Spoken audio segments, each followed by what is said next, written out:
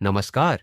बदलापुर विधानसभा क्षेत्र में समाजवादी पार्टी द्वारा चलाए जा रहे गांव-गांव पीढ़ियां कार्यक्रम के दौरान पूर्व राज्य मंत्री संगीता यादव ने क्या कहा, आइए आपको सीधे सुनाते हैं।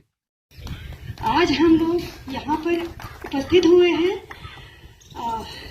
एक मिशन को लेके, और मिशन क्या, जैसे हमारे माता पिता का कोई अगर गाली गलौज या अपमान करते तो हम लोगों को गुस्सा आता है, उसी तरीके से हमारे माई बाप यही हैं। बाबा साहब माता पिता पाल पोस के बड़ा करते हैं, अच्छे उज्जवल भविष्य का सपना देख सकते हैं, लेकिन सपने को सार्थक करने का जो अधिकार हमें किसी ने दिया है तो वो बाबा साहब ने दिया है।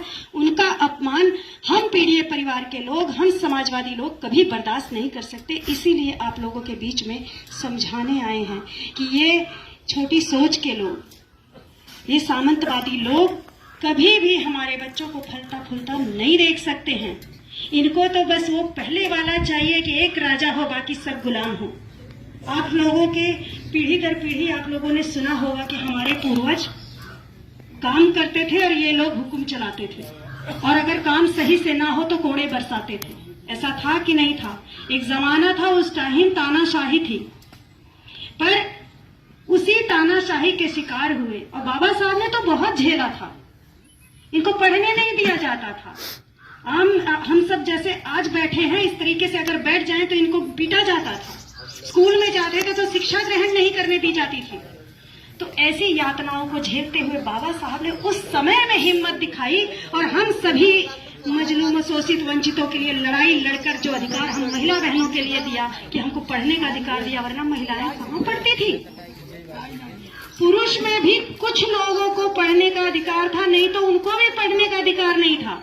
तो ये सब सामान्य अधिकार हमारे बाबा साहब ने नया संविधान बना के आप लोगों को उसमें अधिकार दिलाने का काम किया।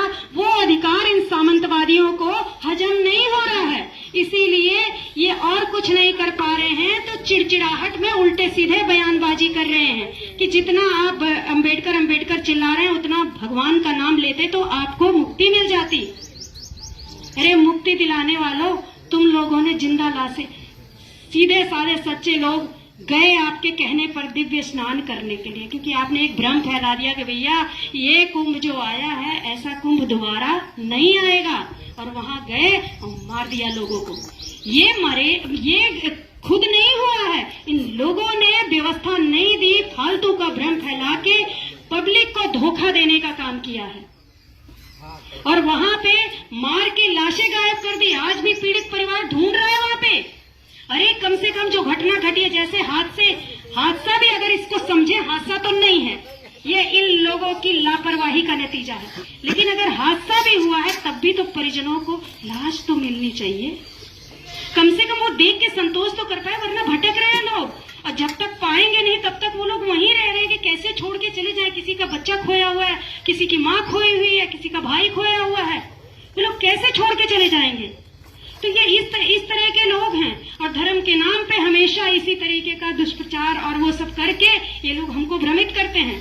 बहुत करेंगे, अगर हम पढ़े लिखे बच्चे हमारे घूम रहे हैं, नौकरी की बात करते हैं तो आपको फ्री का राशन दे देते हैं। फ्री का राशन 10-5 रुपए का, 5 किलो राशन, ज्यादा राशन की दुकान में 5 रुपए किलो मिलता होता। अब पहले 2 रुपए किलो मिलता। 5 रुपए के हिसाब से 25 रुपए का राशन दे के आपके बच्चों का भविष्य जो है अंधकार में डाल रहे हैं। नौकरी देने की बात करो तो आपको राशन का हवाला देते कि आपको फ्री का राशन मिल रहा है, खाने पीने की तो दिक्कत है नहीं। अरे भाई हमें नौकरी दो, हम राशन भी खरीद लेंगे, बच्चों की पढ़ाई भी कर लेंगे और भी खर्चे कर लेंगे। तो आप नौकरी देने का काम करिए ना, वो नहीं देंगे ये, क्योंकि इन्हें पुरानी व्यवस्था लागू करनी है। गरीब गरीब रहे और कुछ लोग राज करें, ऐसी व्यवस्था लाने के लिए ये पूरा उपाय कर रहे हैं। इसीलिए इन्होंने 400 पार का लोकसभा में। लेकिन आप लोगों का धन्यवाद देते हैं कि आप लोगों ने इतनी बड़ी तादाद में जिता के भेजा, उनके मंसूबों को कामयाब करने से रोका है। यही जोश और होश 27 में भी दिखा देना। मैं आप सबसे यही कहना चाहती हूँ कि आने वाले समय में प्रदेश को भी उखाड़ के फेंकने का काम करिए। आप जब प्रदेश से हटा देंगे तो ये अपने आप कमजोर हो जाएंगे। फिर से आपको वही व्यवस्था जैसे माननीय राष्ट्रीय अध्यक्ष अखिलेश यादव जी ने, मुलायम सिंह यादव जी ने आपको बेरोजगारी भत्ता देने का आपके बच्चों को काम किया था, आपकी बच्चियों को 20,000 रुपया कन्या विद्या धन देने का, बताइए मिल रहा है कन्या विद्या धन? नहीं मिल रहा ना। 20,000 रुपया रोक के आपको क्या 500 रुपए कभी कभी भिजवा देते हैं। और वो 500 रुपए बढ़िया है कि वो 20,000 रुपया जो बच्चियों को मिलता था वो बढ़िया है। साइकिल देने का काम किया, लैपटॉप देने का काम किया, और जो बच्चे रोजगार देने का काम किया, और जिन बच्चों को रोजगार नहीं दे पाए उनको बेरोजगारी भत्ता देने का काम किया कि जब तक हम बच्चों को रोजगार नहीं दे पा रहे हैं, कम से कम वो कहीं अगर जाते हैं स्कूल का फॉर्म भरने के लिए, नौकरी के लिए आवेदन करने के लिए, कुछ भी पढ़ाई करने के लिए, तो उनके पास इतना तो होना चाहिए कि वो अपने आप कर ले। माता पिता बूढ़े बुजुर्ग जिसके पास नहीं है व्यवस्था देने की, उनसे मांगना ना पड़े, ऐसी व्यवस्था समाजवादी सरकार ने आपको दी थी। कितनी योजनाएं उन्होंने दी थी, एम्बुलेंस से लेके कितनी सारी योजनाएं आपके पास 100 डायल तक दी थी, 1090 दी थी कि महिला सुरक्षा के लिए, महिलाओं की सुरक्षा के लिए बात करते हैं। महिला सुरक्षा की, बेटी पढ़ाओ बेटी बचाओ का नारा देते हैं। आप सबने टीवी के माध्यम से, सोशल मीडिया के माध्यम से सबने सुना होगा कि मणिपुर में बेटी और माँ दोनों एक साथ निर्वस्त्र करके टहलाई गई, और ये सो कॉल्ड बेटी बचाओ बेटी पढ़ाओ का नारा देने वाले लोग देख रहे थे मूक दर्शक बनकर, उनको सजा देने का काम नहीं किया। आप बताइए, उस दृश्य को देख के हम लोगों की अभी भी रूह कांप जाती है कि किसी के परिवार के साथ ये घटना नहीं घटनी चाहिए, कि सारा समाज, पुरुष समाज ऐसे ही खड़ा होकर मूक दर्शक बन के देख रहा था और 2 महिलाएं निर्वस्त्र करके टहलाई जा रही थी। ये है महिलाओं की रक्षा करने वाले?